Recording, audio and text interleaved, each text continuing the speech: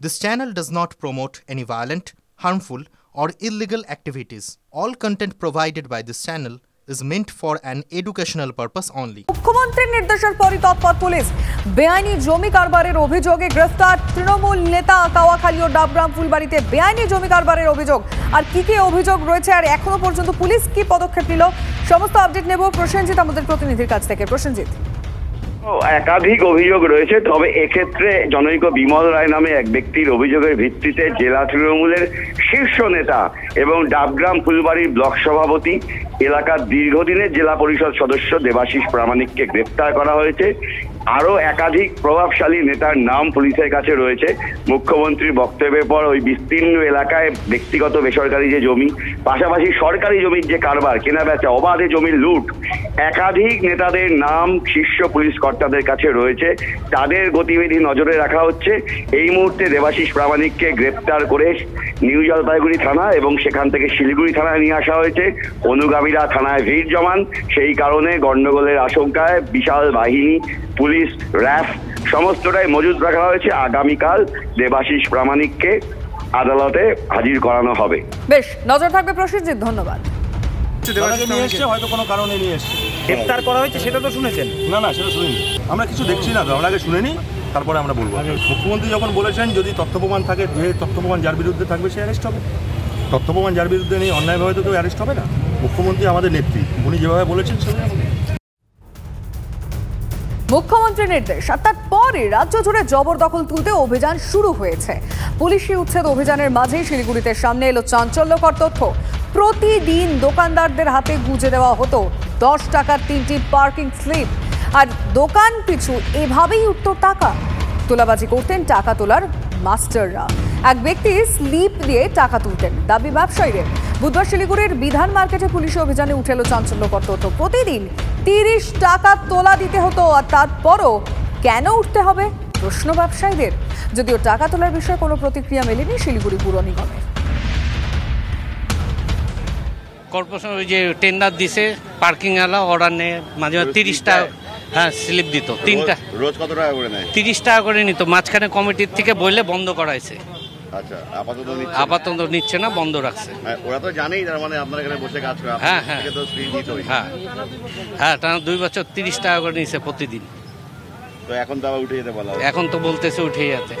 কত টাকা করে নেয় পার ডে? 30 টাকা আর 20 টাকা, মানে 50 টাকা। রোজ 50 টাকা করে দিতে হয়। তো টাকাও তো এতদিন দিয়েছেন, কারা নিত টাকা? কাউন্সিলর তো ইসে নিত আপনার 20 টাকা করে, যেটা সলিডের নোংরাটা তিনি নিতেন 20 টাকা, আর বাকি 30 টাকা আমার বলে পার্কিং এর। তা এটা তো গাড়ি নয়, গাড়ি পার্কিং এসছে, আপনার তো দোকান, এই দোকানে বলে টেন্ডার পাস হয়েছে তাই বল। তো এখন তো উঠে যেতে হবে, কি করা যাবে, দেখি করা যায়। বছরের পর বছর এভাবেই রাস্তায় বসে ব্যবসা করেছেন এই দোকানদারেরা। জনগণ দুর্ভোগে পড়েছে, দেখেও দেখেনি পুরসভা। মুখ্যমন্ত্রীর বক্তব্যের পর পুলিশ সক্রিয় হয়ে এদের সরাচ্ছে, কিন্তু এরা বলছেন প্রতিদিন পার্কিং স্লিপের মাধ্যমে টাকা তোলা হয়েছে। টাকা তুলেছেন কোট আনকোট ওই টাকা তোলার মাস্টারেরা। বছরের পর বছর বিপুল অঙ্কের টাকা বিভিন্ন দোকান থেকে তুলে নেওয়া হয়েছে। বিনিময়ে অবাধে এভাবেই দোকানগুলো বসিয়ে কার্যত ফুটপাত দখল করেছেন তারা। আপাতত অবশ্য মুখ্যমন্ত্রীর বক্তব্যের পর দেরিতে হলেও শিলিগুড়িতে নড়ে চড়ে বসলো পুলিশ, কিন্তু অনেকে বলছেন দিন কয়েক পর সব ধামাচাপা পড়ে যাবে। আবারও ওই পার্কিং স্লিপের মাধ্যমে টাকা তুলবেন ওই টাকা তোলার মাস্টাররা। আর সব কিছু দেখেও পুরসভা এবং পুলিশ কার্যত নীরব দর্শক থাকবে। ফলে সত্যিই কি মানুষের স্বাচ্ছন্দ্য ফিরবে? রাস্তা দিয়ে মানুষ কি সত্যিই ফুটপাত দিয়ে হাঁটতে পারবেন, নাকি কদিন পর সবটা ধামাচাপা পড়বে? এই প্রশ্নটা কিন্তু থাকছে। ক্যামেরায় দীপায়দের সঙ্গে প্রসেনজিৎ, TV9 বাংলা, শিলিগুড়ি। জবরদখল নিয়ে মুখ্যমন্ত্রীর হুঁশিয়ারি পরে শহর জুড়ে পুলিশের অ্যাকশন। বেহালা থেকে শিয়ালদা, আলিপুর থেকে বিধাননগর ভেঙে ফেলা হলো ফুটপাথের দোকানের অস্থায়ী শেড, ছেঁড়া হলো প্লাস্টিক, বাজেয়াপ্ত করা হলো মালপত্র। পুলিশের এই ঝটিকা অভিযানেই ক্ষোভে ফুঁসছেন দোকানদাররা। এই আবহেই বৃহস্পতিবার ফের জেলা শাসক, পুলিশ ও পুরকর্তাদের বৈঠক নিয়ে বসবেন মুখ্যমন্ত্রী। সোমবার বিকেলে আলটিমেটাম দিয়েছিলেন মুখ্যমন্ত্রী। তার 48 ঘন্টার মধ্যেই শহর জুড়ে চলল বুলডোজার। অ্যাকশনে নেমে পড়তে দেখা গেল পুলিশ পুরসভাগুলিকে। আলিপুর চিড়িয়াখানার VIP gate, exit gate, entry গেটের পাশে থাকা যাবতীয় ঝুপড়ি এবং অস্থায়ী দোকানগুলিকে একের পর এক সরিয়ে দিচ্ছে কলকাতা পুলিশ। একই সঙ্গে নির্দেশ দেওয়া হয়েছে এখানে আর কোনো হকার বসা যাবে না। একই সঙ্গে বুলডোজারও আনা হয়েছে যা দিয়ে মূলত কোনো ঝুপড়ি বা অস্থায়ী কাঠামো থাকে সেটাকে ভেঙে দেওয়া যায়। কি করবেন স্যার, সবাই সরিয়ে যাবো, 150 হকার আমরা মরবো রাস্তায় বসে। এটা আমরা 30 বছর ধরে করে খাচ্ছি এখানে, একবার যদি সরিয়ে দেওয়া যায় তো মানুষ কি করবে, মরবে। বেহালার ডায়মন্ড হারবার রোডের পাশে এই মুহূর্তে আমি রয়েছি। এটা হচ্ছে পাঠকপাড়ার মেন রোডের পাশে যেসব দোকানগুলো ছিল সেই দোকানগুলো কিন্তু একে একে সমস্ত সরিয়ে ফেলা হচ্ছে এবং পুলিশের তরফ থেকে সবাইকে বলা হচ্ছে যাদের যাদের গুমটি রয়েছে সেই গুমটিগুলোকে যদি নিজেরা না সরিয়ে নিয়ে যায় তাহলে কিন্তু পুলিশের তরফ থেকে এই গুমটিগুলোকে বাজেয়াপ্ত করা হবে। আমার কিডনি ফেল, আমি জানেন আমি করে খাচ্ছি, আমার একটা বাচ্চা আছে, তাহলে আমার কে দেখবে এখন? দোকানটা আমি তো ভিতরে করে নিলাম, কিন্তু আমার খাওয়া কি করে? ক্যান্সার পেশেন্ট আছে, আমার ছোট বাচ্চা আছে, কোথা থেকে আনবো? মুখ্যমন্ত্রী ঘোষণার পরই সক্রিয় পুলিশ ফুটপাত দখল আটকাতে একেবারে রাস্তায় নেমে পড়েছে মুচিপাড়া থানার পুলিশ। পুরো এই এনআরসির সামনে অর্থাৎ শিয়ালদা চত্বরে কিন্তু অভিযান চালাচ্ছে মুচিপাড়া থানার পুলিশ এবং তারা কিন্তু বাধ্য করছেন যাতে জিনিসপত্র সরিয়ে ফেলা হয় এবং হাত লাগিয়েও কিন্তু তারা সেগুলো সরিয়ে দিচ্ছেন। উচ্ছেদ অভিযান ঘিরে দফায় দফায় হকারদের বিক্ষোভ, বুলডোজার দেখে তাদের ধেয়ে যাওয়া, পুলিশের সঙ্গে কথা কাটাকাটি, এনকে দিয়ে আধিকারিকদের সঙ্গে তীব্র বাদানুবাদ, মাইকে বারবার পুলিশের তরফে ঘোষণা, হুঁশিয়ারি, তা সত্ত্বেও অনড় অবস্থায় বিক্ষোভ চালিয়ে যাওয়া। বুধবার দুপুরে এই ছবি দেখা গেল নিউ টাউনের কোল ভবন সংলগ্ন এলাকায়। দিদি আগে কেন বলেছিল যে তোমরা মুড়ি ঝালমুড়ি বিক্রি করো, তোমরা চানাচুর বিক্রি করো, ঘুগনি মুড়ি বিক্রি করো, তার পারমিশনটা পেয়েই তোমরা দোকানদারি করছি, তাহলে আমরা এখন যাবো কোথায়? পার্টির লোক নয়, আমি হকার। আমরা পার্টির লোক না, আমরা হকারের লোক। লোকসভা হয়েছে, বিধানসভা আছে, মুখ্যমন্ত্রী জানে, বিধানসভা এখনো আছে, বিধানসভা ভোট আছে সামনে, আমরাও বুঝে নেবো। এদিন শহরের বিভিন্ন জায়গা ঘুরে উচ্ছেদ অভিযান খতিয়ে দেখেন কলকাতার পুলিশ কমিশনার। এই ড্রাইভটা চলতে থাকবে and we will try and make sure that the streets আর যে পেমেন্টসগুলো যেখানে মানে বেআইনিভাবে হকারগুলো বসে আছে ওদেরকে ওখান থেকে আমরা অ্যাভয়েড করতে পারি। এই উচ্ছেদ অভিযানের মধ্যে রাজনীতি খুঁজতে শুরু করেছেন বিরোধীরা। তৃণমূলের বক্তব্য, মুখ্যমন্ত্রী রাজধর্ম পালন করছেন। লোকসভা নির্বাচনে পশ্চিমবঙ্গে 29টা আসন পাওয়ার দম্ভের বহিঃপ্রকাশ এবং পুরসভা কর্পোরেশন এলাকায় হারের যে তীব্র জ্বালা যন্ত্রণা, সেই জ্বালা যন্ত্রণার বহিঃপ্রকাশ। সিদ্ধান্ত পুনর্বিবেচনা না হলে আগামী পরশু থেকে যেখানে হকার উচ্ছেদ করবে বিজেপির কার্যকর্তা, তাদের সকলকে আমি অনুরোধ করব বাধা দিন। জানি না এই ফুটপাত মুক্ত যেটা করার চেষ্টা করছে কতদিন থাকবে, না হয়তো তুলে দেওয়ার পরে আবার টাকা নিয়ে বসিয়ে দেবে নাকি, সেই মনিটরিং করার জন্য কাদেরকে দায়িত্ব দেবেন মুখ্যমন্ত্রী সেটাও দেখার বিষয়।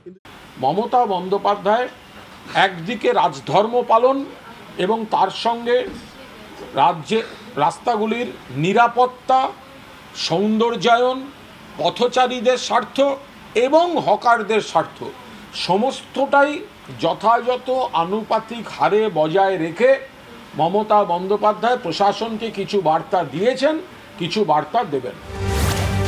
হ্যাঁ, মুখ্যমন্ত্রী আরও কিছু বলবেন। বৃহস্পতিবার নবান্নে ফের জেলাশাসক, পুরকর্তা এবং পুলিশ সুপারদের নিয়ে বৈঠক করবেন তিনি। সেখানে দখলদার উচ্ছেদ নিয়ে তিনি ফের কি নির্দেশ দেন সেদিকে তাকিয়ে প্রশাসনিক এবং রাজনৈতিক মহল। Bureau report, TV9 Bangla. Panchayat সদস্যের কাছে খারাপ রাস্তার প্রতিবাদ করায় বোমাবাজির অভিযোগ। মুর্শিদাবাদের রঘুনাথগঞ্জের আহমেদপুরে উত্তেজনা, গ্রামবাসীদের লক্ষ্য করে বোমাবাজির অভিযোগ শাসকের বিরুদ্ধে। এলাকায় ভাঙচুরের অভিযোগ তৃণমূল পরিচালিত গ্রাম পঞ্চায়েত সদস্যদের বিরুদ্ধে। পরিস্থিতি নিয়ন্ত্রণে এলাকায় পৌঁছয় রঘুনাথগঞ্জ থানার বিশাল পুলিশ বাহিনী।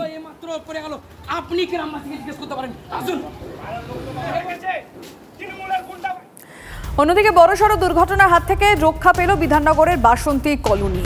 বুধবার হঠাৎ করে একটি ঘরে আগুন লেগে যায়। দমকলের 3টি ইঞ্জিনের চেষ্টায় আগুন নিয়ন্ত্রণে আসে।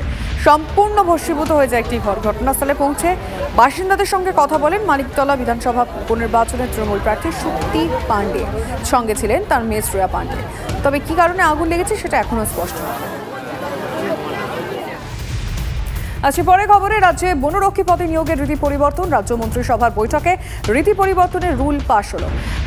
আগে পুলিশ নিয়োগে বোর্ডের মাধ্যমে বনরক্ষী নিয়োগ হতো, আর এবার থেকে পাবলিক সার্ভিস কমিশনের মাধ্যমে নিয়োগ হবে। দীর্ঘদিন বনরক্ষী পদে নিয়োগ বন্ধ ছিল খবর সূত্রে।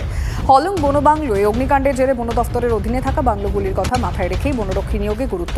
অনুমান প্রশাসনিক মহলের একাংশের বনরক্ষী নিয়োগের ক্ষেত্রে অরণ্য লাগোয়া এলাকার বাসিন্দারা অগ্রাধিকার পাবেন। ছাত্র বিক্ষোভে উত্তপ্ত মৌলানা আবুল কালাম বিশ্ববিদ্যালয় উপাচার্য তাপস চক্রবর্তীর ঘর আটকে বিক্ষোভ পড়ুয়াদের। মেয়াদ শেষের পরেও পদে রয়েছেন অন্তর্বর্তী উপাচার্য। অভিযোগ পড়ুয়াদের। বিক্ষোভকারীদের দাবি, ছাত্রছাত্রীদের সমস্যার কথা শোনেন না ভিসি। উপাচার্যের পদত্যাগের দাবিতে বিক্ষোভ পড়ুয়াদের। নিউটাউনে বাংলাদেশের সাংসদ খুনের ঘটনায় গ্রেফতার আরও 2 চক্রী। পার্বত্য চট্টগ্রামের খাগড়াছড়ি থেকে গ্রেফতার মুস্তাফিজুর রহমান ফকির এবং ফয়সাল আলু সাজি। এই দুজনের নাম রয়েছে নিউটাউন থানার এফআইআরে। খাগড়াছড়ির দুর্গম পার্বত্য এলাকায় লুকিয়েছিল দুজনে, আর দুজনকেই ধরতে হেলিকপ্টার নিয়ে অভিযান হয়। মাস্টার মাইন্ড আখতারুজ্জামান ছাড়া এফআইআরে নাম থাকা 7 জনকে পাকড়াও করল 2 দেশের পুলিশ। দুজনের গ্রেফতারের খবর ঢাকা পুলিশের পক্ষ থেকে জানানো হয়েছে সিআইডিকে। সংসদের দেহাংশের সঙ্গে সংসদের কন্যার ডিএনএ প্রোফাইলিং করানোর পর বাংলাদেশে এই খুনের ঘটনায় ধৃতদের জিজ্ঞাসাবাদ করতে যেতে পারে সিআইডি আধিকারিকরা। সরকারি দপ্তর ঘেরাও করে স্থানীয়দের সঙ্গে বিক্ষোভে তৃণমূলের পঞ্চায়েত সদস্যরাও। দক্ষিণ 24 পরগনার মথুরাপুর 2 নম্বর ব্লকের বিএলআরও অফিসে বিক্ষোভ ঘিরে উত্তেজনা ছড়ায়। দপ্তরে আটকে পড়েন বিএলআরও ঝিমলিপাল কুণ্ডু সহ অন্য সরকারি আধিকারিকরা। পরিস্থিতি উত্তপ্ত থাকায় দপ্তরের বাইরে পুলিশও মোতায়েন করা হয়। বিএলআরও দপ্তরের বিরুদ্ধে দীর্ঘদিন ধরে একাধিক অভিযোগ। স্থানীয়দের সঙ্গে বিক্ষোভে সামিল হন তৃণমূল পঞ্চায়েত সদস্যরা। বিক্ষোভকারীদের দাবি, দুয়ারে সরকার শিবিরে জমি পাট্টার আবেদন করা সত্ত্বেও কোনো ব্যবস্থা নেওয়া হয়নি। পাট্টায় ব্যাপক বেনিয়মের অভিযোগও করেন তারা। বিএলআরও দপ্তরের দালাল রাজ, টাকার বিনিময়ে কাজ করার অভিযোগও করেন বিক্ষোভকারীরা। আধিকারিকরা নিয়মিত দপ্তরে আসেন না বলে অভিযোগ। সকাল থেকে বিকেল পর্যন্ত ঘেরাও চলে। সমস্যার সমাধান না হলে ঘেরাও বিক্ষোভ চলবে দাবি স্থানীয়দের। যদিও সব অভিযোগ অস্বীকার করেছেন বিএলআরও ঝিমলিপাল কুণ্ডু।